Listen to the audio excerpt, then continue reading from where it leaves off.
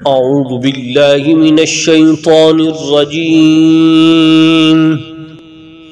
قرآن پاک کا پارہ نمبر 9، سورت کا نام سورۃ الانفال، آیت نمبر 9 اور 10۔ بسم اللہ الرحمن الرحیم۔ اذ تستغیثون ربکم فاستجاب لکم انی ممدکم بألف من الملائکة مردفین وما جعله الله إلا بشرى ولتطمئن به قلوبكم وما النصر إلا من عند الله إن الله عزيز حكيم۔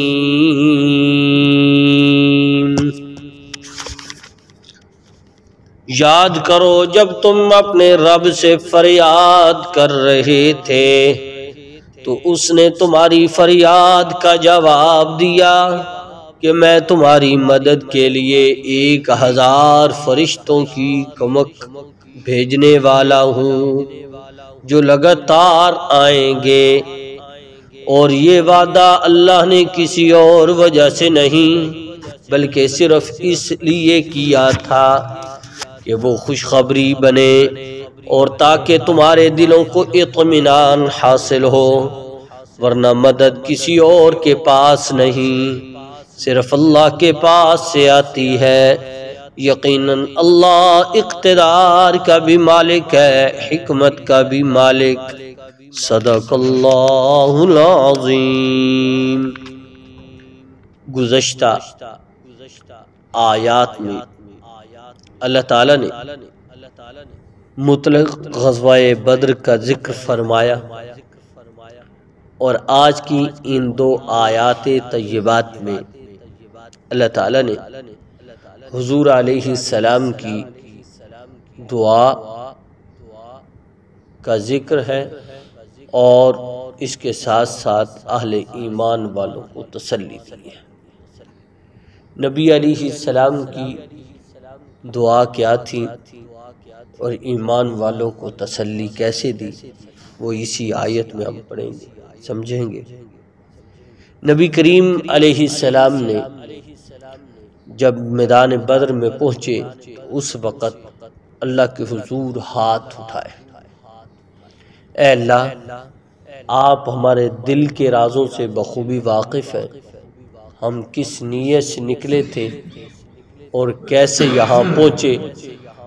اور ہم بے سر و سامان اتنے لوگ ہیں اور دشمن اتنی تعداد میں ہیں، یا اللہ آج ہماری مدد فرما۔ نبی کریم علیہ السلام کے لیے صحابہ اکرام علیہم الرضوان نے ایک چھپر سا بنایا، اس چھپر میں آپ تشریف فرما ہوئے اور مسلسل دعائیں کرتے رہے۔ حضرت ابوبکر صدیق رضی اللہ تعالی عنہ آپ علیہ السلام پر ایک چادر تانے کھڑے رہے۔ حضور علیہ السلام دعائیں مانگے جا رہے ہیں کہ یا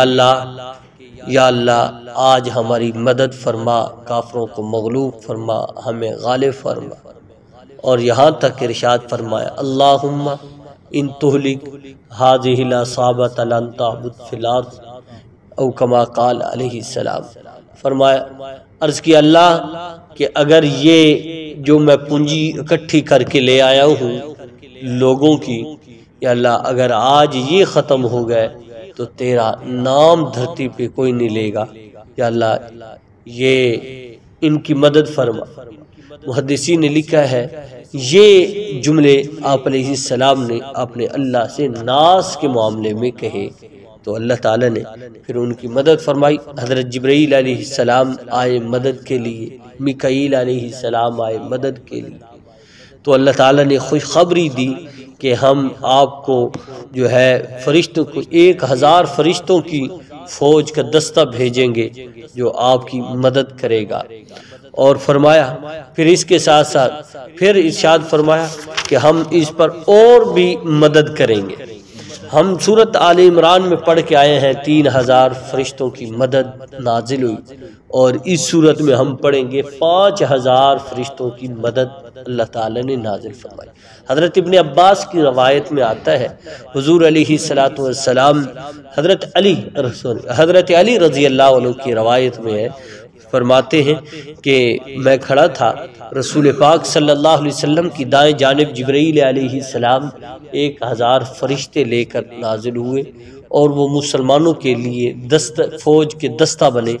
اور دوسری طرف جو ہے حضرت میکائیل علیہ، اس طرف حضرت ابو بکر کھڑے تھے، پہلے دائیں طرف حضور علیہ السلام کے حضرت ابو بکر کھڑے تھے، ساتھ جبرائیل علیہ السلام کھڑے ہوئے، 1000 فرشتے ان کی معیت میں آئے، اور بائیں طرف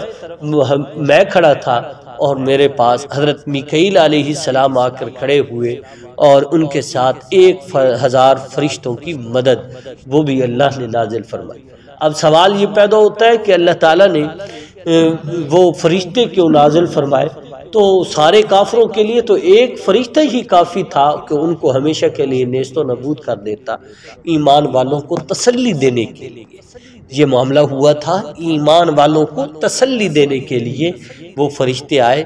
مدد کے لیے۔ حضرت ابن عباس کی روایت میں آتا ہے رسول اللہ صلی اللہ علیہ وسلم کا ارشاد نقل فرماتے ہیں، اور خود ہی ارشاد فرماتے ہیں، ہم غزوہ بدر میں تھے،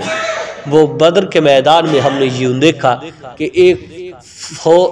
فوج کا دستہ میرے سامنے بھاگ رہا ہے، گھوڑوں کی بھی آواز آ رہی ہے، اور ایک کی آواز تو میں نے یہ اپنے کانوں سے یہ سنی ان الفاظ سے، اے حضور اپنے قدم بڑے بڑے قدم آگے رکھ، یعنی وہ فرشتہ اپنے گھوڑے کو پکار رہا تھا، بڑے بڑے قدم رکھ آگے گئے۔ فرماتے ہیں کہ ہم نے اپنے کانوں سے یہ بات سنی کہ جیسے ایک آدمی کو وار کیا جاتا ہے وہ گر جاتا ہے، ویسے گرا، اور اس کا گھوڑا بھی گرا، وہ بھی گرا، ہم نے دیکھا اس کی ایسے پڑا ہوا تھا جیسے کسی نے اس کو مارا ہو۔ واپسی پہ آئے تو اس کی ناک پہ ضرب لگی ہوئی تھی اور اس کا سر پھٹا ہوا تھا۔ ہم نے اس واقعے کا ذکر رسول اللہ صلی اللہ علیہ وسلم سے کیا۔ اللہ کے نبی صلی اللہ علیہ وسلم نے ارشاد فرمایا، تم نے سچ کہا، یہ وہی مدد ہے جو اللہ نے فرشتوں کے ذریعے نازل فرمائی ہے۔ تو یہ سارا معاملہ فرشتوں کا نازل کرنا، یہ اہل ایمان کو تسلی دینا تھا، بھئی تم لڑو، اور کسی نے بھئی تم آگے بڑھو، اللہ تمہاری مدد کیسے کرے گا۔ اسی منظر کو دیکھ کر وہ ڈاکٹر اقبال مرحوم نے کہا تھا، فضائے بدر پیدا کر فرشتے تیری نصرت کو، فضائے بدر پیدا کر فرشتے تیری نصرت کو، اتر سکتے ہیں گردوں سے کتار اندر کتار اب۔ تو وہ فرشتے نازل ہوئے، اور روایات میں آتا ہے صرف غزوہ بدر میں ہی فرشتے مدد کے لیے نازل ہوئے، یعنی وہ انہوں نے میدان جہاد میں شرکت کی، لیکن کسی اور جنگ کے موقع پر فرشتے اس طرح مدد کے لیے اس طرح نازل نہیں ہوئی جس طرح غزوہ بدر میں اللہ تعالیٰ نے اہل ایمان کو قوت عطا فرمائی اور غلبہ عطا فرمایا، پوری دنیا کے وہ سپر پاور کو نیست و نابود کر دیا وہ چند نہتے لوگوں نے۔ تو اللہ تعالیٰ یہ دکھانا چاہتے تھے اور مسلمانوں کو پاورفل دکھانا چاہتے تھے، یہی بیان ہوا ان آیات میں۔ دیکھیے آیات کا ترجمہ، فرمایا اِذْ تَسْتَغِيثُونَ رَبَّكُمْ فَاسْتَجَابَ لَكُمْ أَنِّي مُمِدُّكُمْ بِأَلْفٍ مِّنَ الْمَلَائِكَةِ مُرْدِفِينَ۔ یاد کرو جب تم اپنے رب سے فریاد کر رہے تھے، یعنی دعا کر رہے تھے یا اللہ ہماری مدد کر، تو اس نے تمہاری فریاد کا جواب دیا کہ میں تمہاری مدد کے لیے 1000 فرشتوں کی کمک بھیجنے والا ہوں، یعنی فوجی دستہ، یعنی فرشتوں کا فوجی دستہ بھیجنے والا ہوں جو لگاتار آئیں گے، یعنی ایک نہیں ایک دفعہ آگے بس نہیں، لگاتار آئیں گے۔ وَمَا جَعَلَهُ اللَّهُ إِلَّا بُشْرَىٰ وَلِتَطْمَئِنَّ بِهِ قُلُوبُكُمْ وَمَا النَّصْرُ إِلَّا مِنْ عِندِ اللَّهِ إِنَّ اللَّهَ عَزِيزٌ حَكِيمٌ۔ اور یہ وعدہ اللہ نے کسی اور وجہ سے نہیں بلکہ صرف اس لیے کیا کہ وہ خوشخبری بنے اور تاکہ تمہارے دلوں کو اطمینان حاصل ہو، ورنہ مدد کسی اور کے پاس نہیں، صرف اللہ کے پاس سے آتی ہے۔ یقیناً اللہ اقتدار کا بھی مالک ہے، حکمت کا بھی مالک۔ اب دعا فرمائے اللہ کریم کی ذات مجھے اور آپ کو غزوہ بدر کی حقیقت سمجھنے کی، اس سے سبق حاصل کرنے کی توفیق عطا فرمائے۔